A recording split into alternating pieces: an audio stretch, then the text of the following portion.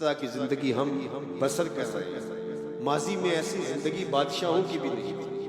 میں نے قوم عاد کی بستیاں دیکھی، قوم سمود کی بستیاں میں نے دیکھی، اصحاب رس اور شہر مدین کا علاقہ میں نے ایک زمانے میں دیکھا، اور ان کے بڑے بڑے لوگوں کے گھر دیکھے جو پہاڑوں کو کھود کے انہوں نے بنائے۔ تو میں وہاں بھی ان دوستوں سے جو میرے ساتھ تھے، میں نے کہا کہ آج ہمارا جو رہائشی سٹائل ہے وہ ان سے بہتر ہے۔ وہ پہاڑوں کے اندر ہی تھوڑا سا ایک بیڈ نما چیز بنا لی، اور یہ اس زمانے کی ان کی عالی نسل رہائش ہے۔ آج کے کھانے پینے، آج کی سواریاں، اور آج جو ہے وہ لوگوں کا آنا جانا اور زندگی کی عیش، لیکن سویر سے لے کر شام تک اللہ کی ناشکری زبان کے اوپر۔ شکر سیکھو، اللہ کا شکر کرو، شکر سے نعمتیں بڑھتی، ناشکری سے بے برکتی ہوتی، ناشکری سے رزق چھین بھی لیا جاتا ہے اور بے برکتی بھی ہوتی ہے۔ رزق ہونے کے باوجود بھی برکت نہیں ہوتی۔ رزق کی کثرت کوئی چیز نہیں ہے، رزق کی برکت کی چیز ہے۔ تھوڑا ہو لیکن اس میں اللہ برکت ڈال دے، وہ کفایت کرے، وہ ضرورت کو پورا کرے، وہ صحت افزا ہو، وہ بدن کی فربہی کا، بدن کی صحت کا سبب بنے۔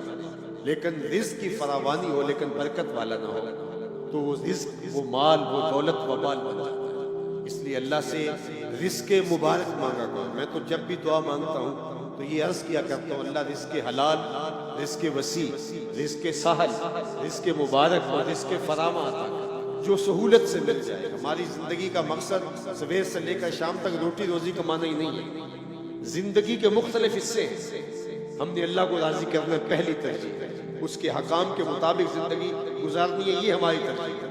اس کے پیارے محبوب علیہ السلام کی اطاعت کے دائرے میں رہنا ہے، ہم نے رشتوں کا خیال کرنا ہے، ہم نے لوگوں کی ضرورتوں کی تکمیل کے لیے کوشش کرنی ہے، ہم نے اپنے نفس کا حق دینا ہے، پھر ہم نے اپنی ضرورت جو جڑی ہوئی ہے ہمارے ساتھ، پیٹ کی ضرورت ہے، اس کو پورا کرنے کے لیے کچھ مزدوری بھی کرنی ہے، کچھ کام بھی کرنا ہے۔ وہ کوئی دفتر کی مزدوری ہو، وہ آپ دکان پہ مزدوری کر رہے ہو، کاشتکاری کر رہے ہو، تجارت کر رہے ہو، جو بھی کر رہے ہو، جو آپ کو میسر وسائل ہے اس کے مطابق۔ لیکن ہم پیدا اس لیے نہیں ہوئے کہ ہم جو ہے وہ پیسے ہی کمانے کی مشین ہے۔ آج ہمارا مسئلہ ہو گیا سویر سے لے کر شام تک یہی کام ہے، اور لوگوں نے اپنی زندگیاں لگا دی ہیں پیسے کمانے۔ بچہ جوان ہوتا ہے تو پیسے کمانے لگتا ہے، اس نے گھر بنانے ہوتے، یہ بنانے۔ ہم تو جو رب کا خاص وقت ہے نماز، اس میں بھی سوچ رہے ہوتے ہیں دکان پر گاہک نہ کھڑا، تو پھر اس نماز میں کیا نور آئے گا؟ جس نماز میں کھڑے ہو کے ہم رب کے نہیں، رب کے سامنے کھڑے ہو کے بھی اس کے نہیں ہیں، تو دکان پہ اس کے کیسے؟ اسی لیے ہمارا معاشرہ مسلمان کہلانے کے باوجود اسلامی نہیں، اس لیے کہ ہمارے سجدوں کے اندر بھی خیال غیر اللہ کا۔ سجدہ تو اقصی غایت التذلل والخشوع، سجدے میں تو سب کچھ ڈھیر کر دیتا ہے، پیشانی بھی رگڑتا ہے، ناک بھی رگڑتا ہے، اعضاء بھی زمین پہ رگڑتا ہے، اور کس طرح گر جاتا ہے، اور گر کے کیا کہتا ہے؟ سبحان ربی الاعلی، مالک یہ ہوں میں گرا پڑا اور تو ہے سب سے اعلی۔ لیکن وہاں سجدے کے اندر بھی اگر دکان پہ کھڑا ہے، سجدے کے اندر بھی کاروبار پہ کھڑا ہے، سجدے کے اندر بھی ان چیزوں پہ کھڑا ہے، تو مجھے بتاؤ وہ کھڑا کہاں ہے؟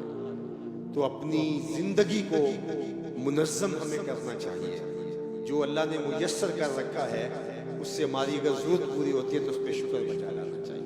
اللہ کے محبوب علیہ السلام نے اس پر ایک بہت خوبصورت طریقہ ارشاد فرمایا، انظروا الی من هو اسفل منکم، فرمایا اپنے نیچے دیکھنے کی عادت پیدا کرو۔ جب نیچے دیکھو گے تو تمہیں تسلی ہو جائے گی کہ میرے مالک نے میرے اوپر بڑا کرم کیا۔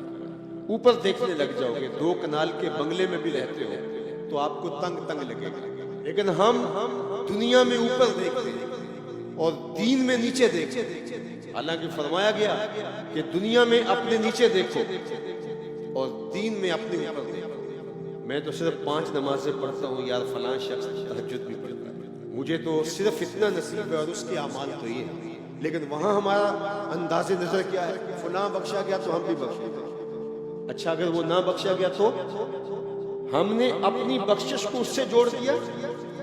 تو یہ ہمارا طرز زندگی ہے، ہم اوپر دیکھتے ہیں دنیا میں اور نیچے دیکھتے ہیں دین میں۔ ہمیں اوپر دیکھنا ہوگا دین میں اور نیچے دیکھنا ہوگا دنیا میں۔